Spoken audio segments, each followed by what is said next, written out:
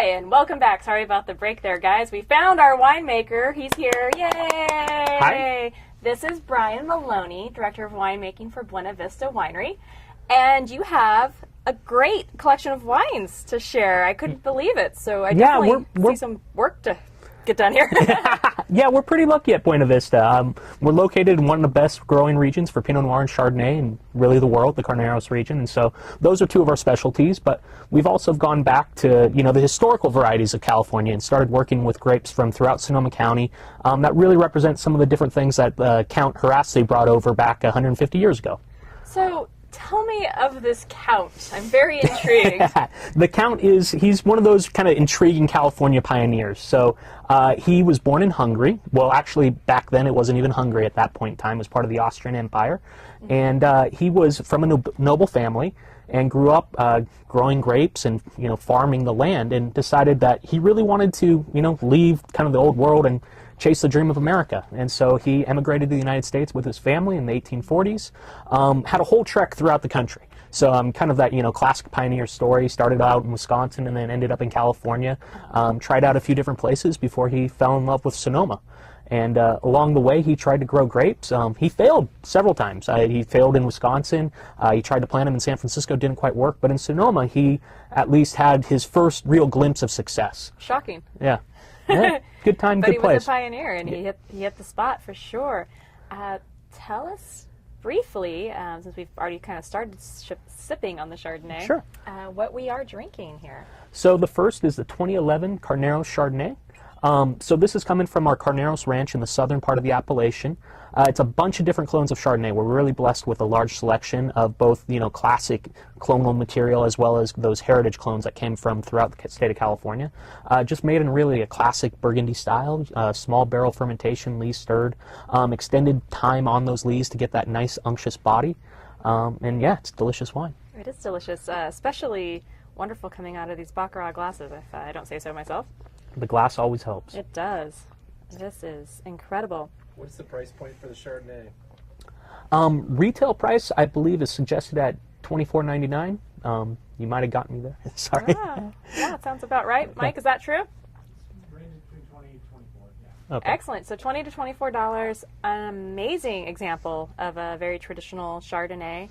Thank you. Beautiful fruit. I like it, and I am, as everyone knows, not usually a Chardonnay drinker. So yeah, we work with very high quality vineyards, which is always the base. But we're located in Carneros. It's very cold, so high acidity. When we go through the malolactic fermentation, it's because we try and soften it up a little bit. We're not trying to make a big butter bomb, which this wine is definitely not. No, it's very not elegant on the palate, and I think has some nice crispness to it. And then you still have the fruit, which I think is an exciting part of Chardonnay when it's there, is the fruit, those apples and pears and elements like that. I always say, if the fruit's not there, then you're missing out on most of the point. That's a good, yeah. Sum it up. It is crazy great, Grace says. Crazy great. I haven't heard that one before. That's fantastic. I love it. So, Buena Vista, we touched on the fact that it's a very historical property. Mm-hmm. We had Count came in and pioneered the area. But the building, the architecture, everything, it is probably one of the oldest wineries in California, if not the oldest winery. It's the oldest, what we call the oldest premium winery. So they were making wine in California before the Count came. The missions were the first ones to make wine back in... Leave it to the monks. No, they came in and they needed a good drink, I guess, to get through the day. So they started making wine in California back in the 1790s. So there's old mission wineries that date back to then. And then when the 49ers came, there was big kind of warehouse wineries. They weren't really concerned about the quality of the wine they were making. They were just concerned about making alcohol. So those wineries are older as well. But this was the first. They didn't really have the pharmacology we have today. Yeah, so no, they hadn't really honed the art. they were really looking for just that kind of numbing influence. The Count, though, coming from kind of the European wine tradition, was looking to really make these great varieties and these great styles. And so when he built his winery, he built it in a gravity flow fashion. As far as we can tell, it's the first true gravity flow winery in California. He brought over a basket press, the same type of press that we use today, and same press they were using in the Clos Vougeot 1,000 years ago. And he, most importantly, took a trip back to Europe and brought back 350 distinctly different types of wine grapes, as well as over 300,000 different cuttings. So, just a tremendous amount of grape material. This is the man who was really the founder of the modern wine industry. That's fascinating. He gave the first cuttings and press to Charles Krug, who started winemaking in the Napa Valley. So, I mean, this is kind of the godfather the epicenter, of California so to speak. wine, Yeah, in a way. Very much so. That's very cool. The property has gone through some changes. It has. Needless to say, I know since Boiset's Yeah, come on. well, we're just the latest chapter. Right. One of our goals is really bringing back the history and the place. Over time, the original planting was something like 4,000 acres. It was a massive estate back in the 1880s and 1890s, and so naturally it's been parcellated many times since then. What we've done is not only worked with, the kind of what we'll say is traditional vineyards, the vineyards that have been associated with Buena Vista for the last 20 years or so, but also some of those historical vineyards, properties that Buena Vista historically, as in like 100 years ago, was part of, but until today, or until the last few years, have been separate from. And so we're working with vineyards that were part of that original estate again, which is really exciting. That is very exciting. And the structures themselves are absolute visual masterpieces. Yeah, they're gorgeous. And that's really a tribute to John Charles and what he's done. He is a lover of history and art and many, finer things in life. And when he saw what was happening at those old buildings, these great old stone buildings that were literally falling down, the first impulse he had was to save them, and that's what we've done. Is we've gone in, seismically retrofitted them in such a fashion so that you can see the original stonework still. You can see how the buildings would have looked 100+ years ago without all the crumbling influences we saw when we first moved in. It's truly beautiful. I've had the honor of visiting a couple of times now, and to hear like the transformation, the original caves having been closed down since the Loma Prieta earthquake. Yep. And you couldn't have asked for a better caretaker to take possession of the property, and John Charles and his vision to truly come in and, first and foremost, get those caves kind of back in action, repair a lot of the damage that happened, and then, of course, his own special touches. Well, he always has to have his John Charles touch. Absolutely. I mean, it brings some life to the place, which was very much in need, especially when we first moved in. And we also brought winemaking back. It's the first time, again, that we can tell that wine's been made there since at least the mid-1970s, so about 40+ years. Was the break in time, but we're really happy to have gone back there. And we started out a little small. We only did about 40 tons there this past vintage, but looking forward to using the caves and the building to its utmost. That's so wonderful, and I'm very excited. And I love history, and I love the old architecture, and to truly see something kind of come back, come from rubble back into its absolute grandeur is just it's just amazing. Nikki would like to know more about how you restored the caves.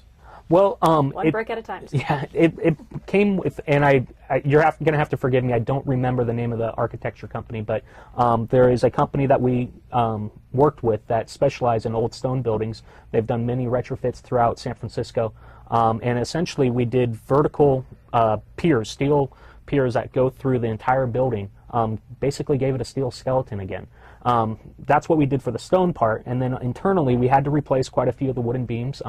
They were 100+ years old, starting to decay, so one by one we reinforced and replaced the beams. And then the caves themselves, where possible, we tried to just use anchors as opposed to doing full shotcreting, which is when you concrete seal out the building, so you could still see the original stonework, and actually you can still see the pick marks that were made by the Chinese laborers when they initially dug those caves. So we did our best to preserve that history, but there are places, especially in the caves, where we had to make some compromises for safety.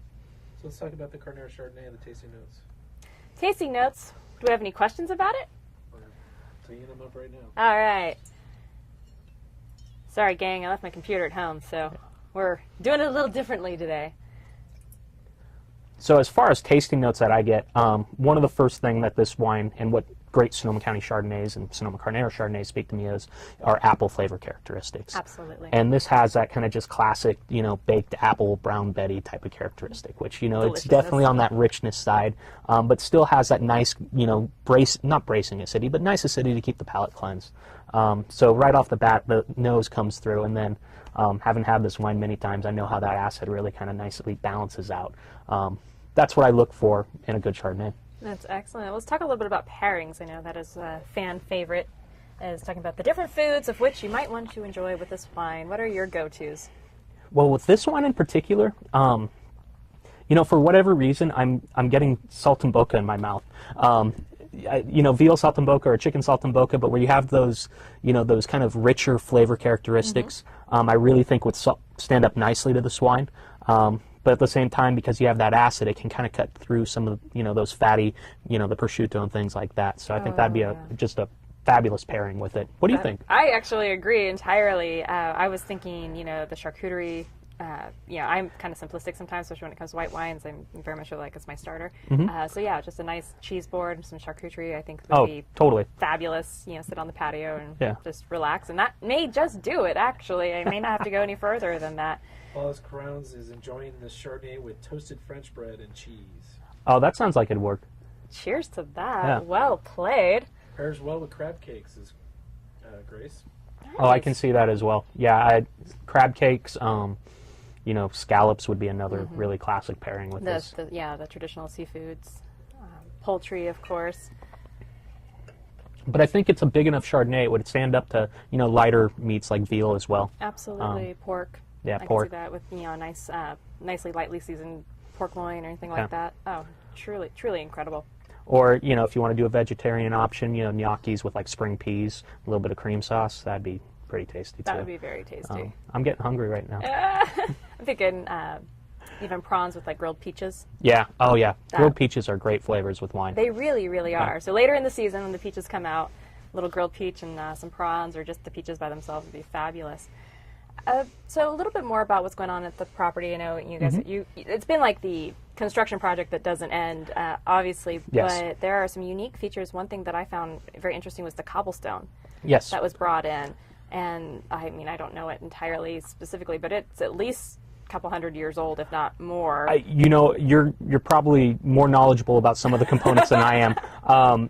But yeah, we have really, started with the entryway all the way through, tried to recreate that kind of, I don't want to say old Western feel, but definitely a more traditional feel. Right. So it's not asphalt and concrete. It's it's cobblestone like you were speaking of. It's textured granite creek, which kind of gives you the the sense of a dirt road without all the dust that a dirt road generates. Absolutely. The architects, the landscape architects, were very creative in making it handicap accessible without lots of ramps and whatnot. Yeah, exactly. And so that's where the cobblestone comes in to help texture and divert things, and it is just not gives a really Jimmy beautiful Choo sense. friendly though, so but that's okay. We'll let it slide this time. And then also I think one of the more exciting things that's going to coming down the line right now in this never-ending construction project is the reopening of the terraces and reopening it to plays and such. They did the first plays this past summer. They used to do Shakespeare plays in that little courtyard there. They stopped doing them for a while, and now they're bringing them back. And along with Shakespeare plays, they're doing historical plays about the Count. And with the terraces open again, you'll be able to picnic and stay a little bit later and just relax in the beautiful setting that night right next to the creek. I can't wait to check this out. Yeah. And of course the barrel tastings. Yes. You might know a thing or two about those. I know about the barrel tasting. So yeah, in the historical caves. So like I was saying earlier, we did fermentations in there for the first time in a long time, and we've kept those wines. We have wines from the old the really old Buena Vista vineyards, the one going back to 100 years. A couple different blocks that we work with neighboring growers, some Zinfandel and some Syrah that was grown off of those that you can taste down there. We also have some of the more obscure varieties, and these all change on a daily basis. Like Pinot. Like Charbona though, and Valdegay and Carignan and some of those fun things. And then we do have a couple different Pinot Noirs, including our private reserve Pinot Noir coming from the Thornton Ranch, and then from a couple different blocks from the San Giacomo vineyards that you can taste. So it varies day to day depending on who's your tour guide is and what's tasting better right now. Right. But yeah, it gives you a chance to see the different wines that we made in the cellars. That is wonderful. What's in my glass? This is absolutely divine. So what we have here is the Ida's Pinot Noir. And this is part of the Count's selection. Well, Ida like that for sure. And Ida was one of the Count's daughters, I believe.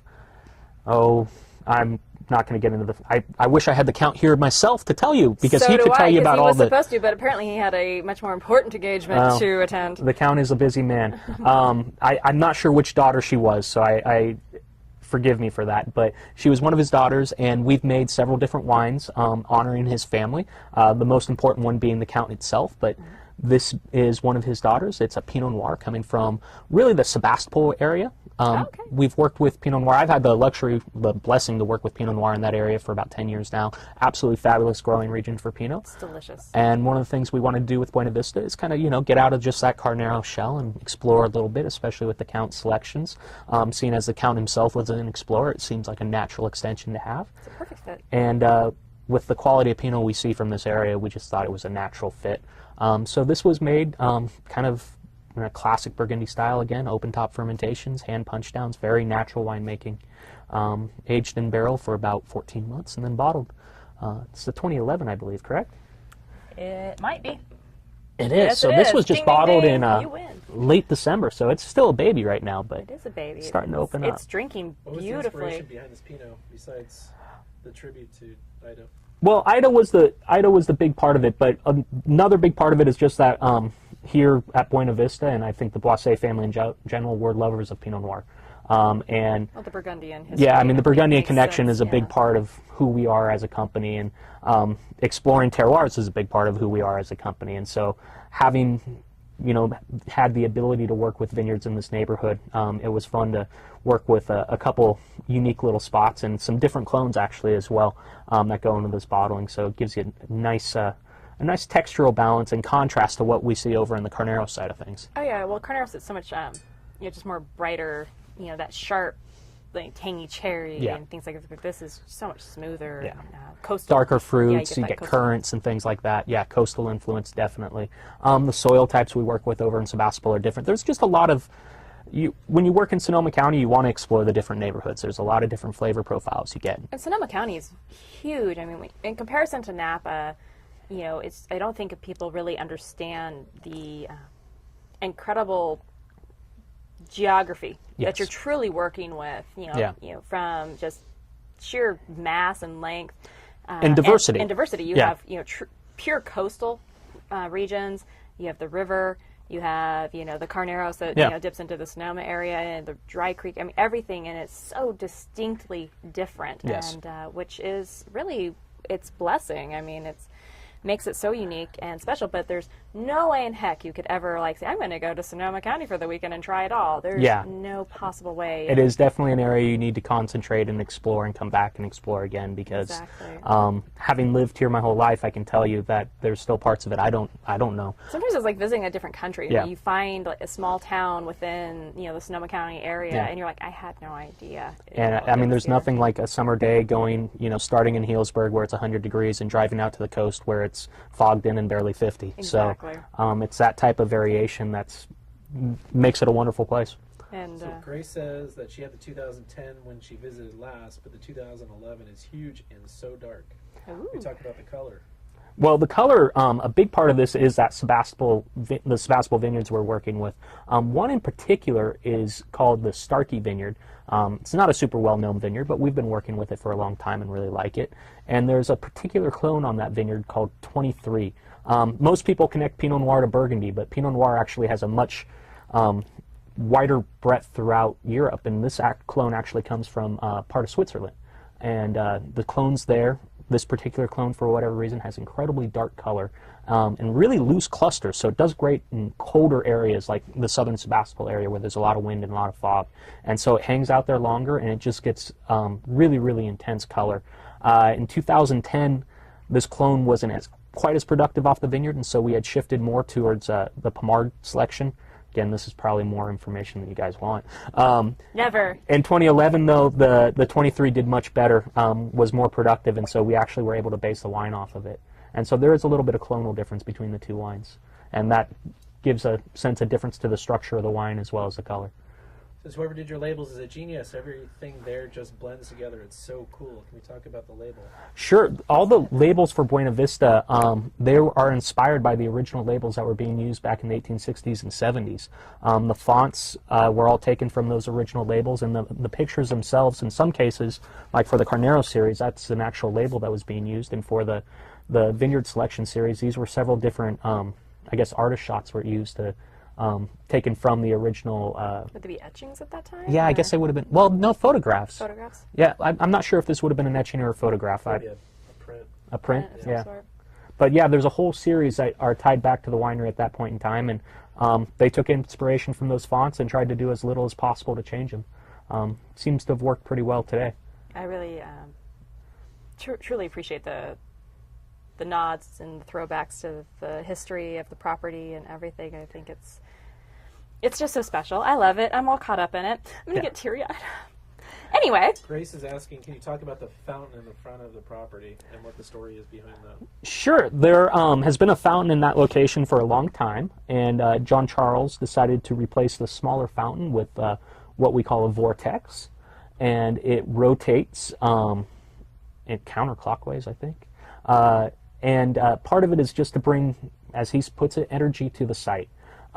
Really, flowing water in any location just brings a little bit more life and a little bit more, I don't know, vivaciousness. People, I think, are attracted to that. Animals are attracted to that. And so the idea of having that as a centerpiece in that courtyard just kind of livens it up. It's a little bit of a different style than, you know, what a classical fountain would be, but I think that's a little bit of our touch to the future as well.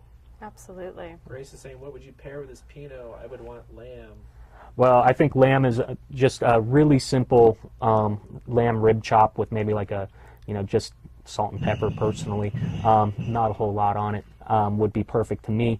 I also think this is a Pinot Noir that, you know, has the flavor balance that really works well with mushrooms and with, I was lucky enough to just come back from Japan, or I was lucky enough to go to Japan. Yeah, I'm not sure if I'm lucky to come back. This was a great visit, and I just, the emphasis on umami flavors in their cuisine and that mid-palate richness that you get across all their flavors, yes. I think really would benefit a wine like this, really complement a wine like this, I should say. I was actually just thinking like soba or udon noodles with shiitake. Yeah. You know, it was like, I was like, oh, that would be incredible. Just some fresh veggies tossed in there. Easy peasy. And I think it would bring out some really lovely parts of this wine. This is, Wallace Crowns is saying the Pinot is so well balanced. Any cool factoids behind this wine? I think the coolest thing to me is the Clone 23, and that's just because it's kind of a more obscure clone that people don't work with, and I think it's a really nice clone to work with personally. So that's cool to me. But other than that, 2011 was a very cold vintage. It was a hard year for winemaking. We had to do a lot of sorting out in the vineyard and a lot of sorting in the winery. So I appreciate the fact he thinks it's a great balanced wine because there's a lot of people who worked hard to make it. It is really nice.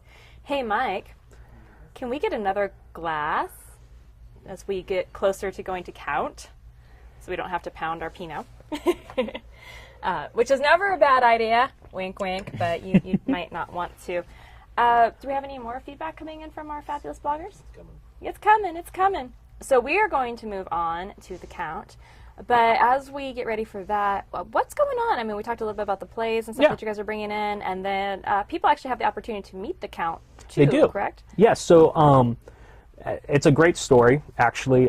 Sonoma is a historical town within California. It was actually where the bear flag was raised and everything, and so it has always had a tie towards historical tourism. And several years ago, now, John Charles had a chance to meet a gentleman named George Weber, who played these historical figures with a passion.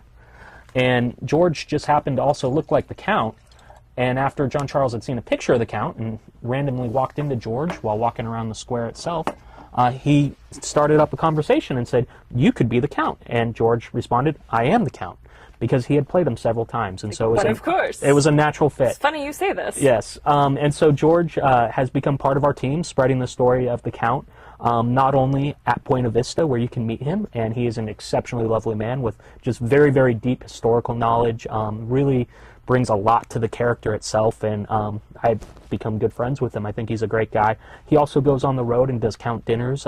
He did a riverboat dinner this past fall and has visited many different locations, including San Diego, I know, recently. And does birthdays and bar mitzvahs, too. If you talk to him, maybe. He'd want to be in character, though, and you better have some wine. That's right. May not be appropriate for children under 21. But a lot of fun for children over. Absolutely. So I am so excited to try this. This is one I have not yet sampled. Well, the Count is it's a pretty cool blend and a pretty cool story. So what we did was we started with trying to think back to, you're in the 1860s, you're in the 1870s. What would wine's been like? what were you making wines with? And at that point in time, people weren't so tied down to, single varieties. It was a Cabernet or it was a Pinot Noir. They were making wines of style. And so with the different components that would have been around those days, things like Zinfandel, Cabernet would have just shown up. There probably was a little bit of Syrah going on. Charbonneau was actually a pretty big variety at that point in time. We kind of mixed and matched and tried to recreate a flavor profile that we thought spoke of who the Count was and the wines that he would have made. So, it's our little bit of story to help spread the love of the Count, and I think, the bottle itself does a great job of it. Oh, yes. But the juice inside the bottle does an even better job. So it's such an amazing juxtaposition to the Pinot we just had. Yeah. It's just like, wow, I wasn't actually expecting the flavors that just hit my palate, and it's delicious for sure. Grace says, one sip of the Count and I'm in love. Huge, juicy from the start to the finish. Thank you, Grace. Absolutely. I couldn't agree more. This is, I was excited, just going from the Pinot to this. It was just so fruity and delicious and bright and vibrant, and it just makes you smile. Yeah, it does. And it also, I think, has that mouthfeel and that structure that people are looking for in red wines, bigger red wines especially. And we've had great success with this wine. It's become one of the most popular wines with the winery. I can see why, for sure. Wallace Crown says, wow, wow, wow, wow, wow, at this Count. Thank you! I didn't say it this time. Grace will be so proud. He also says, did the Count wear a cape? Historically, I don't know. The Count, George Weber, who plays the Count for us, he typically goes around with just a formal jacket on and a top hat. And the pictures you see of the Count, it looks like it was more of, suit and tie, so to speak, back then. I guess he could have had a cape. Possibly. He should. But as Edna Mole says, no capes, no capes. They're dangerous. I am in love with this wine for sure. One word, margarita pizza, and I wish I had one right now. Oh. Yeah, that would work. That would be pretty tasty with this. Yeah, this is definitely more in that kind of, bigger flavor pairing. It would work with a steak, but also, red sauces, whether it's in a pizza or spaghetti or pasta dish. Yeah. That tri-tip pasta that we like so much with the crushed red peppers. It's very simple. Yeah. I call it the simplicity pasta. Tri-tip could be left over from a grill the day before. Chop that up, throw it together with some pasta, olive oil, and just a fleck of crushed red pepper, and this would just be amazing. Yeah. Absolutely. What else do we got, team? Love to hear your comments. I know we're getting ready for description fiction, which is coming right up. So description fiction is what we like to do. We come up with a term or a subject matter that typically you would never use to describe wine. And we were talking about a little bit about art and earlier, so you kind of missed out, although you were in the back room. So if this wine were a genre of art, which genre would it be? So think about that as you guys keep sipping happily back at home, and start shooting in your feedback. We'd love to hear it. Coming up at the property, do you guys have any upcoming special events, club releases? We just had our spring club release, which was sushi and Pinot Gris, and that was actually 2 weeks ago. Got it. But I'm sorry, I'm not sure. I'm sure we do. I'm the winemaker. I just know it. I know we do. And you're asking the winemaker what the events are. I'm sorry. Well, barrel tasting is reopening. Barrel tasting is reopening. We're Yes. very excited about tours of the old building are happening on a regular basis, and on the weekends, the Count actually does a family tour. Has families and want to bring their kids in, so it's more geared towards that. And all of this can be booked at cellarpass.com as well as at their website. So. And then what's really going to be exciting is come late August, early September, when harvest rolls around, we'll be crushing at the old winery again, just like we did this past year. And so we have to go. You can come up on those days. Usually at least once a weekend. We'll be sorting fruit right outside of the building, and you can see as we get the fruit delivered, bring it across the sorting table. You can see what Zinfandel looks like. You can see what Pinot Noir looks like. You can see how we take it from the bin all the way into the vat. And you can see what an exhausted cellar crew looks like. Exactly. Exactly. It's a lot of fun, though, and so please come and join us for that.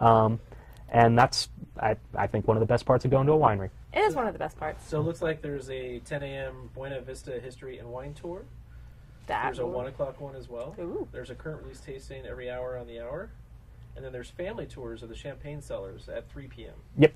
I like that. Is the family tour the one with the count? Yes, it is. Yeah. Excellent. Well, it's good for kids of all ages, obviously. And do we have any feedback on our genre of art yet? Not yet. Oh, they're still chewing on it. I am not quite sure. I would go with Expressionist. I think I'm being influenced by the painting behind us, but I'm thinking velvet. The velvet paintings, yes, I love it. Mike, do you have any thoughts? Oh gosh. Put on the spot. Oh gosh is not a genre of art that I am familiar with. Grace is really excited about crushing at the old winery this fall. I will come and visit. Thank you. Oh, I'm so Can't wait to meet you. Cellar Mistress is phenomenal. We like her very much. She promised her boss she would have some leftovers of this wine, and boy, she is going to be disappointed. Wah, wah, wah. Don't share with a friend. No, you should always share wine. That's what makes it so fabulous. It does. It's in a large bottle, and, you know. Perfect for two. Exactly. If you drink it to yourself, you might be feeling it the next day. All right, so we are coming down to the end of this Cellar Pass TV experience, and it has been an absolute pleasure. Just want to say, Buena Vista is one of the many very unique properties that you can find on CellarPass.com, and definitely one not to miss. It's number one in my vote when it comes to Sonoma County, just the history in general and the variety of wines that you can sample, as well as the visual stimulus that you will get when you get to property. And it sounds like there's just so much more coming down the pipeline, and we're very excited about that as well. You have a fabulous winemaker behind these wines, and of course the Count. Who could miss the Count? You shouldn't miss the Count. Incredible to me. So we do want to thank you. Do we have any feedback from our description fiction yet? All right. Well, that's food for thought for next time. We do want to thank each and every single one of our bloggers in the field. Cheers to you for being here today. Without you, we couldn't do this. And we look forward to seeing you again next week at the same time, 4 p.m. in the Red Room. We will see you then. Cheers.